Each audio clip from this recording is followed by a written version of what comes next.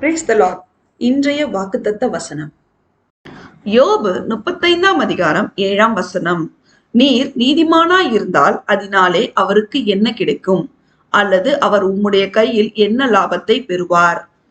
கிறிஸ்துவுக்குள் அன்பானவர்களே, நாம் நீதிமான்களாய் நடந்து கொள்கிறோம் என்று பிறர் அறியும்படிக்கு பிறரிடத்தில் சொல்லிக் கொள்ள வேண்டியதில்லை. அப்படி சொல்லிக் கொள்வதனால் மட்டுமே தேவனிடத்தில் இருந்து கிருபை பெறலாம் என்று நினைக்க வேண்டாம். நாம் நீதிமான்களாய் இருப்பதினால் இயேசு கிறிஸ்துவுக்கு எந்த லாபமும் இல்லை. நாம் கர்த்தராகிய இயேசு கிறிஸ்துவுக்கு பயப்படும் பயத்தோடு நடந்து அவருடைய கற்பனைகளையும் கட்டளைகளையும் நியாயங்களையும் உத்தமமாய் கைக்கொண்டு அவருக்கு பிரியமான பிள்ளைகளாய் கீழ்ப்படிந்து நடந்து அவருடைய பார்வைக்கு நாம் நீதிமானாக காணப்படும் போது அவர் தம்முடைய கண்களை நம்மை விட்டு விலக்காமல் நம்மை பிரபுக்களோடும் ராஜாக்களோடும் உயர்ந்த இடத்தில் என்றென்றைக்கும் அமர்ந்திருக்க செய்வார். தேவன் நம் அனைவரையும் ஆசீர்வதிப்பாராக. ஆமேன்.